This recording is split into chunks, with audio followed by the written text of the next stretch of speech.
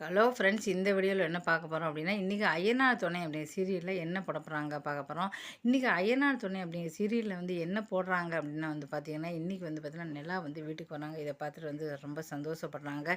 எல்லாருமே ஓடி வராங்க. சேர சோழ பாண்டி எல்லாருமே ஓடிடுறாங்க. பல்லவனுக்கு உடம்பு சரியில்லை அப்படின்னோடனே பார்க்கலாம் அப்படி வந்தேன் அப்படி சொல்கிறாங்க. எப்படி அந்த வீட்டுக்கு வந்துட்டு ஏமான் பண்ணி வரவே மாட்டேன்னு நினச்சேன் அப்படி சொல்கிறாரு. அது எப்படி நான் வராமல் இருப்பேன் அப்படி சொல்கிறாங்க. பல்லவன் வந்து திட்டுறாங்க. என்ன உடம்ப பார்த்துக்கிறதுலையா, நல்லா சாப்பிட, எதுக்கா அப்படி ஃபீவர் எப்படி வந்துச்சு அப்படி சொல்கிறாரு. உடனே அண்ணி போயிட்டாங்களே, அழுதுகிட்டே இருந்தாம்மா, அதனால தான் அவனுக்கு ஃபீவரே வந்ததுன்னு அவன் அண்ணன் சொல்கிறாரு. ஐயோயோங்கிறாங்க. உடனே காஃபி கொடுக்குறாங்க. அடேங்கப்பா, இந்த காஃபியை குடிச்சு இந்த ருசியான காஃபியை குடிச்சு எத்தனை நாள் ஆச்சு அப்படி சொல்கிறாங்க. உனக்காக உனக்கு பிடிச்ச வந்து சட்னிலாம் பண்ணியிருக்கேன், இது தோசை, அதெல்லாம் வந்து சாப்பிடு அப்படி சொல்லி படுறாங்க. மத்தியானத்துக்கு இங்கே தான் சாப்பாடு வேணும்னு சொல்லி சாப்பாடும் கட்டி கையில் கொண்டு கொடுக்குறாங்க. ஏன்னு இப்படி பண்ணுறீங்க, சும்மா இருமா, இன்றைக்கி நீங்கள் வந்திருக்க அப்படி சொல்லி சத்தம் போட்டு கொடுக்குறாங்க. உடனே எல்லாருமே வந்து சந்தோஷமாக இருக்காங்க. உடனே சோழன் வந்து பேச எல்லார்ட்டையும் வந்து பேசுகிறாங்க. ஆனால் வந்து சோழன்கிட்ட வந்து முகத்தை வந்து திருப்பிடுறாங்க.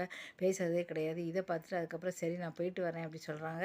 சரி அண்ணி இங்கேயே இருங்க, நீ இல்லை நான் போயிட்டு வரேன் அப்படி சொல்லி கிளம்புறாங்க. அந்த சமயம் வந்து பார்த்திங்கன்னா சேரன் வந்து சரி இருமா நான் அவனை கொண்டு விட்றேன் அப்படி வராரு. உடனே சோழன் வந்து பக்கத்தில் சொல்கிறாரு, நான் கொண்டு விட்டுக்கிறேன், நீ வர வேண்டாம் அப்படிங்கிற. உடனே இல்லைம்மா அடுப்பில் குழம்புக்கு வச்சுக்கிறேன், சரி அப்போ நான் தனியாகவே போய்க்கிறேங்கிறாரு. உடனே பாண்டியன் ஒருத்தரும் வர வேண்டாம், நானே போய்க்கிறேன் அப்படி சொல்லி அவர் கிளம்பிடுறாரு. உடனே சோழன் வந்து பின்னாலே ஓடி வர்றாரு. நான் நிலா நெல்லுன்னு ஓடி வர்றாரு. அதான் வேண்டாம் சொல்லல, நீங்கள் ஏன் பின்னாலே வரீங்க, வர வேண்டான்னு சொன்னீங்கல்ல, உங்களுக்குலாம் புரியாதா அப்படின்னு கத்துறாங்க. இது என்ன உங்கள் அப்பா பட்ட ரோடா அப்படிங்கிற. இல்லை இல்லை சாதாரணமாக தான் சொன்னேன் அப்படிங்கிறாரு. அதுக்குள்ளே நீ ஏன் இப்படி கோவப்படுற அப்படின்னு சொல்கிறாரு. பின்னாலே போனோன்னே எல்லாரும் என்ன வீட்டை விட்டு போயிட்டேன்னு சொன்னாங்களே, இதெல்லாம் பொம்பளை இல்லாத ராசி இல்லாத வீடுன்னு திரும்ப வந்துட்டியா, திரும்ப எப்படி வர முடியும், திரும்பி நின்னா வர முடியும், நேரம் தான் வர முடியும்னு மொக்க ஜோக் போடுறாரு. அதுக்கப்புறம் வந்து இப்படி போகிற வரவங்களாம் எல்லாரும் வந்து கேட்குறாங்க. பார்த்தீங்களா, போகிற வரவங்களாம் வந்து கேட்குறாங்க, அதனால தான் சொன்னேன் நானே போய்க்கிறேன் அப்படின்னு சொல்கிறாங்க. இல்லை நிலா அப்படி சொல்லி கூடவே வராரு. கூடவே வந்தோடனே நிலாவுக்கு வந்து கோங்கமாக வருது. அதுக்கப்புறம் வந்து பார்த்திங்கன்னா இந்த மொக்க ஜோக்கில் அடித்தோடனே அவருக்கு வந்து சிரிப்பு வந்துடுது. நிலாவுக்கு வந்து சிரிச்சிடறாங்க. பார்த்தீங்களா நீங்கள் சிரிச்சிட்டிங்க பாருங்க அப்படின்னு சொல்கிறாங்க. நீங்கள் இங்கேயே வரக்கூடாது, எல்லாத்தையும் மன்னிச்சிருங்க, இங்கே வந்துருங்க, நீ வாயை முடுங்க, நான்லாம் வரமாட்டேன் அப்படி சொல்லி போயிடுறாங்க. அதோடு இன்றைக்கி வந்து நிறுத்திடுறாங்க. இதுக்கு அடுத்து வந்து சிறகடிக்க ஆசை சீரியலில் வந்து பார்க்க போகிறோம். சிறகடிக்க ஆசை சீரியலில் என்ன போடுறாங்க அப்படின்னு பார்த்துருவோம். அதில் வந்து இப்போ வந்து மாடியில் போய் விஜயா வந்து நின்றுட்டுருக்காங்க. தண்ணி ஏன் மேலே ஊற்றினேன் அப்படி சொல்லி அவர் வந்து ஏசுறாரு. அப்பா வந்து நான் வந்து உனக்கு அண்ணாமலை வந்து நான் சொல்கிறாரு. ஐயோ பாவம், மீனாக்கு திருப்பி தண்ணி எடுத்து ஊற்ற எவ்வளோ நேரம் ஆகும், இருந்தாலும் மாமியார்னு ஒரு மரியாதை தானே வச்சுருக்காங்க, அவங்கள இப்படியா நீ கேவப்படுத்துவேன், இதே சுருதி சொன்ன கேட்டியா, நான் தான் வெந்நீரை தூக்கி வீசுவேன்னு சொன்னாங்களே கேட்டியா நீ, மீனாக்கு ஏன் விற்றது கை இல்லையா, அவளாக செய்ய தெரியா, இருந்தாலும் மரியாதை வச்சுருக்கா, மரியாதை நீ தான் காப்பாற்றிக்கணும், ஓவராக பண்ணால் அவன் மரியாதையே போயிடும் அப்படி இப்படி சொல்லி பயங்கரமாக திட்டுறாரு. திட்டிட்டு வந்து போயிடுறாரு. மீனா வந்து இப்படி இருக்காங்க. உடனே முத்து அங்கேருந்து வராரு. என்ன அப்போ பாட்டி ஃபோன் பண்ணுறாங்க. உடனே பாட்டிகிட்ட வந்து பேசிக்கிட்டு இருக்காங்க. மீனாக்கு உடம்பு சரியில்லைன்னு சொல்கிறாரு. அப்போ நான் சொல்கிறபடி கசாயம்லாம் கொடு அப்படி சொல்லி அவங்க சொல்கிறாங்க.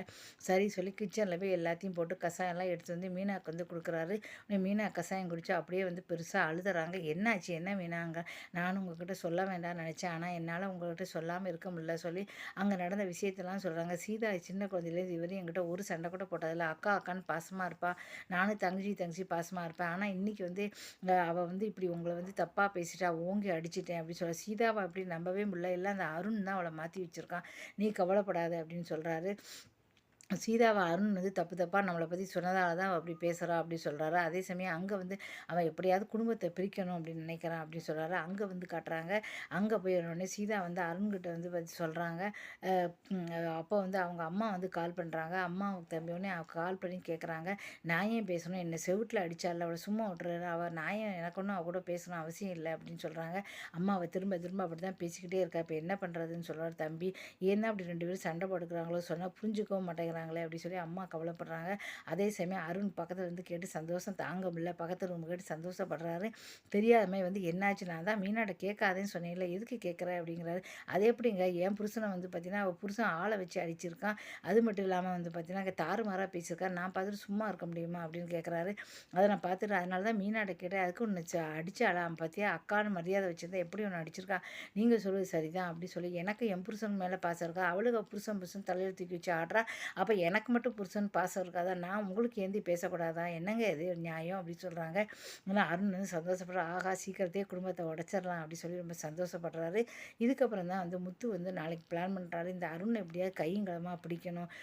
உடனே அதுக்கு வந்து அருண் வந்து அப்படி பிளான் பண்ணுறாரு. அதே சமயம் அருண் வந்து நினைக்கிறாரு, அவன் வந்து முத்து உங்கள் மாமா பாவம் படிக்காதவன், ஊரில் ரவுடி. அவர் என்ன பண்ணுவார், படிக்காதவர் ரவுடி தானே, அதனால் அவர் அப்படி தாம்மா பண்ணுவார். அதனால் நம்ம எதுவும் செய்ய முடியாது, நம்ம தாம்மா பொறுத்து போனோம். என்னதான் இருந்தாலும் உனக்கு மாமா அல்ல, உறவுக்காரன்னு நம்ம பொறுத்து போனோம்.